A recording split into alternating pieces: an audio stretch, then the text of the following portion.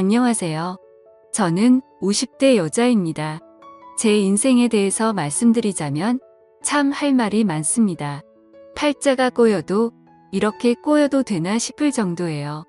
저는 40대 때 남편과 이혼을 했습니다. 요즘이야 뭐 이혼이 경악할 정도로 놀랄 일도 아니고 흉도 아니라고 말하는 분들이 있지만 제가 이혼할 적에는 주변에서 이혼을 하는 사람이 없어서 그런지 참 시선이 안 좋더라고요.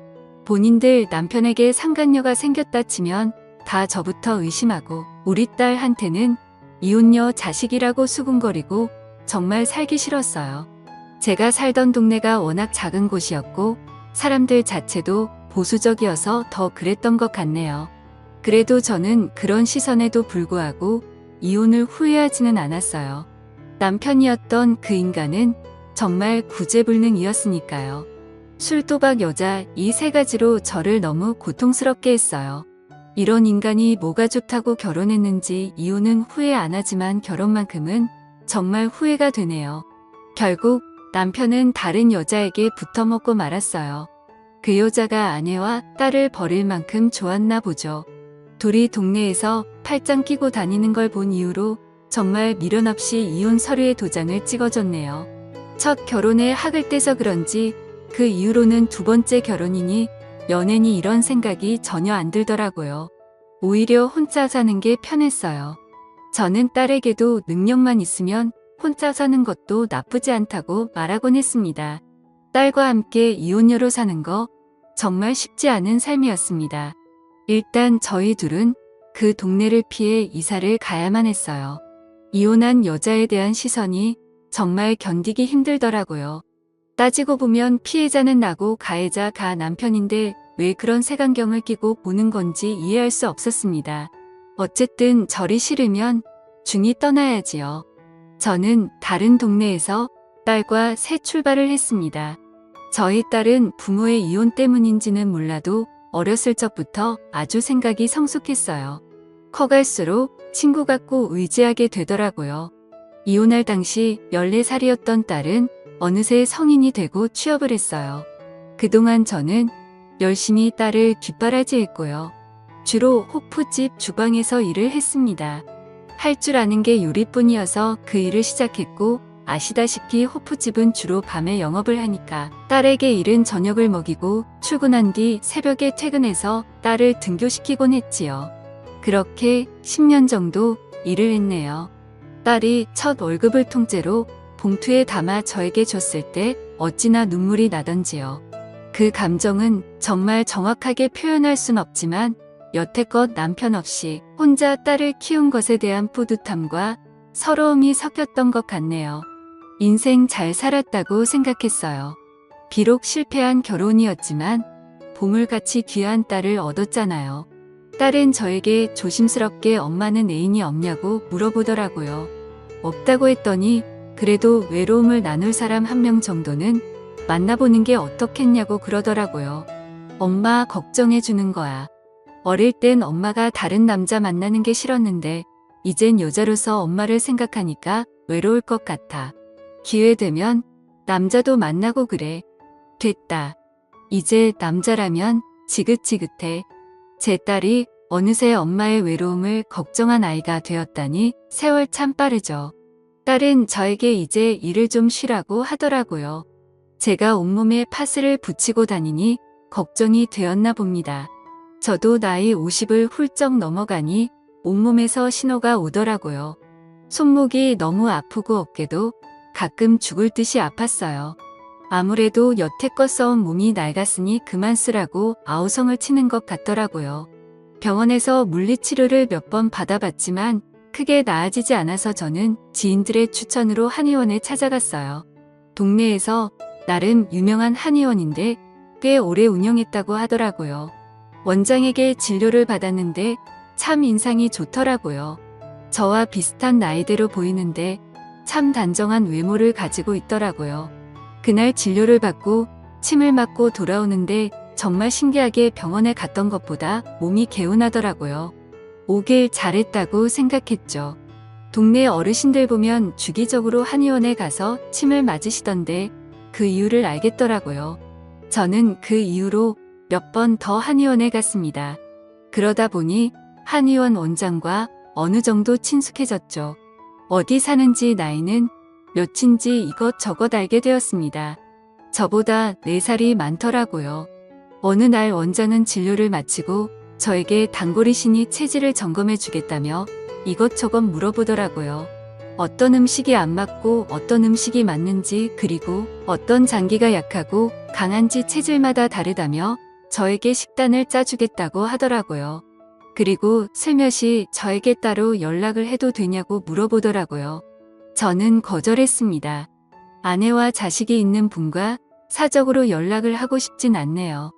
여태껏 혼자 애 키우면서 그런 오해 많이 받았거든요. 그냥 침이나 맞으러 오겠습니다. 저도 혼자입니다. 이혼한 지 꽤 됐고요. 조금 의외였어요. 딱 보면 단정하고 깔끔해서 분명 아내가 있을 것 같았거든요. 혼자 사는데 저렇게 깔끔하게 다니는 사람을 본 적이 없었어요. 원장은 그 후로 저에게 체질에 맞는 식단을 보내주었어요. 저는 그냥 그 문자를 보고 답장도 안 했죠. 일주일 넘게 정성껏 식단을 보내주는 그 사람의 나중에는 미안한 생각이 들더라고요. 내가 뭐라고 이 사람을 거절하다. 이런 생각도 솔직히 들었고요. 그냥 친구가 필요한 것일 수도 있겠다 싶더라고요. 혼자 사는 건 정말 외로우니까요. 그래서 저는 그 사람의 저녁 식사 제안을 받아들였습니다. 동네에 친구가 있으니까 좋더라고요. 여태껏 저는 사람들과 잘 어울리지 못했어요. 일하는 시간대도 안 맞았을 뿐더러 저의 상황 때문인지 몰라도 저 스스로 관계를 피하고 있었어요. 오랜만에 사람과 이야기하면서 배를 잡고 웃었네요. 이게 정말 얼마만인지 생각보다 저랑 잘 통하더라고요.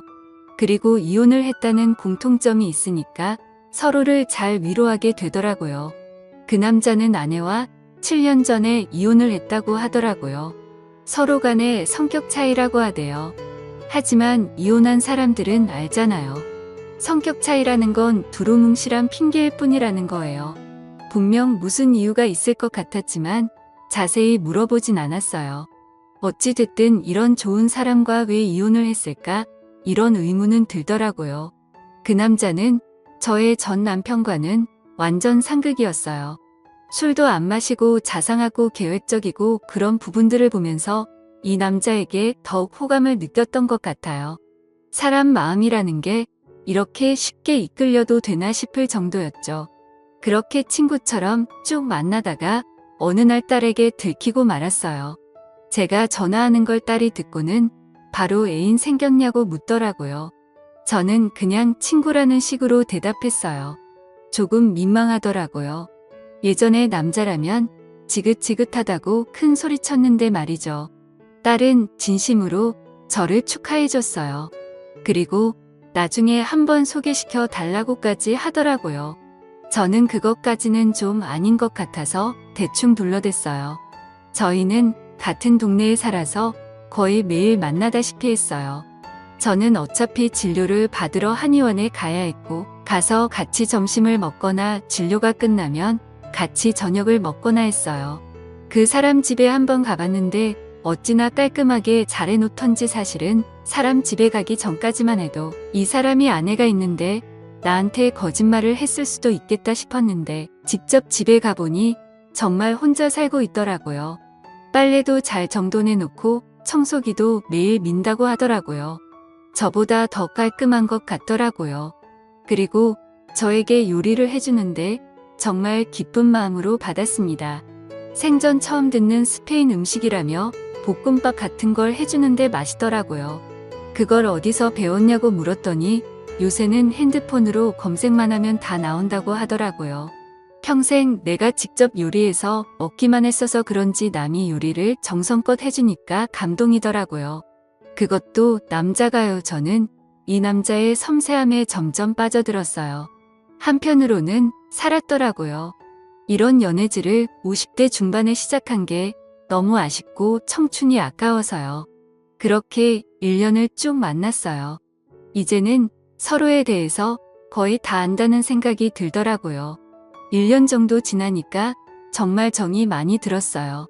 사실 사람을 만날 때 조심하고 만나는 편이라 저는 절대 이 남자에게 빠져들지 않을 거라고 생각했는데 저도 모르게 이 사람에게 질투도 하고 그러더라고요. 저도 제가 모르는 모습을 연애하면서 많이 발견했네요. 결국 저는 그 남자와 함께 제 딸을 만났습니다. 식사를 같이 하면서 이런저런 이야기를 나눴는데 딸이 그 사람을 정말 좋아했어요. 다행이었죠. 딸은 집에 돌아와서도 그 아저씨 좋은 사람 같으니까 계속 만나보라고 하더라고요. 드디어 엄마가 외롭지 않게 되어서 다행이라며 좋아하는 딸의 모습을 보니 저도 기분이 좋았습니다. 또한 아빠 없이 산 세월 원망도 많이 했을 텐데 구김살 하나 없이 잘 자라주어서 어찌나 고맙던지요. 그러던 어느 날이었어요. 제 생일날 그 남자는 저녁 식사로 좋은 식당을 예약해놨더라고요. 이게 무슨 일인가 싶었는데 저에게 진지하게 이야기를 하더라고요. 앞으로 인생을 함께하고 싶다고 합니다. 저는 그 말을 듣자마자 눈물을 흘렸네요. 그동안 제가 살아온 삶이 주마등처럼 머리 위로 스쳐 지나가더라고요. 이렇게 좋은 사람을 만나서 좋은 대접을 받는 게 꿈만 같았어요. 사실 여태껏 내 주제에 무슨 사랑 있냐는 생각을 많이 했거든요. 하지만 그 남자를 만나고 나서부터 저는 충분히 사랑받을 수 있는 사람이라는 걸 깨닫게 되었어요. 그것만으로도 그 사람에게 너무 감사하더라고요. 그리고 그날 밤 저희는 그 남자 집에서 하룻밤을 함께 보내게 되었습니다. 사실 그 전까지는 그런 관계가 아니었죠. 저는 그 남자에게 푹 빠져버린 상태여서 그날 밤은 헤어지고 싶지 않더라고요. 저희는 서로 정말 애틋하게 바라봤습니다. 그런데 저는 그 남자의 모습을 보고 얼어붙어 버렸습니다. 그날이 바로 그 남자와의 처음이자 마지막 밤이었네요. 저는 그 남자가 바지를 내리는데 순간 저는 발목에 있는 무언가를 보고 말았습니다. 바로 전자발찌였어요. 그걸 실제로 본 건 처음이었어요. 평소에 시사 프로를 보면 전자발찌에 대해서 이야기를 많이 해서 익히 알고 있었어요. 제가 알기로는 전자발찌라는 건 성범죄자들이 차고 다니는 것이었어요. 그렇다면 내가 만났던 이 사람이 그런 전과가 있는 사람인가 싶더라고요. 머리가 복잡했어요. 저는 그걸 보고 표정이 굳은 채 가만히 앉아 있었어요. 남자는 저의 표정을 읽더니 다시 바지를 입고서는 제 옆에 앉더라고요. 많이 놀랐냐고 하더라고요. 그래서 제가 그럼 놀라지. 안 놀라냐고 뭐라 했어요. 어떻게 이걸 말을 안 할 수가 있냐면서요. 자기기 말 좀 들어달랍니다. 전자발찌를 차게 된 계기에 대해서 남자는 말을 해줬습니다. 들으면서 자연스럽게 아내와 이혼을 하게 된 이유도 듣게 되었지요.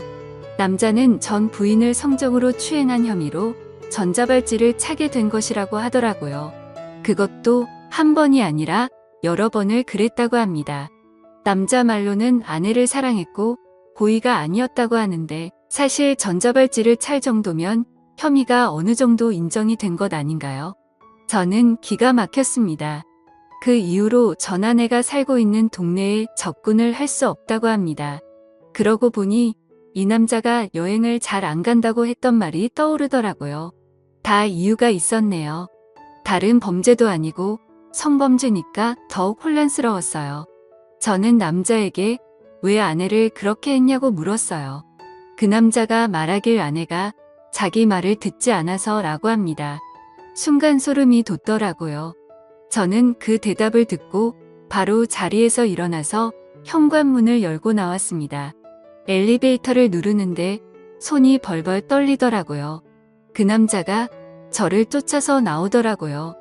저는 너무 무서운 나머지 계단으로 내려갔어요. 집까지 어찌나 뛰었던지 숨을 헐떡대며 현관문을 꽉 잠갔네요. 지금 생각해도 치가 떨립니다. 계속 그 남자에게 전화가 오더라고요. 저는 일단 그 남자에게 문자로 이제 그만 만나자고 한 뒤 그 연락처를 차단해버렸습니다. 관계가 끝나서 서운하다기보다는 무섭다는 감정이 더 컸어요. 그 사람과 계속 만나면 저 또한 그 일을 당하지 않을 거라고 누가 장담합니까? 정신이 확 들더라고요. 저는 그 후로 한의원 근처에 얼씬도 안 합니다. 그리고 딸에게도 연락을 했어요.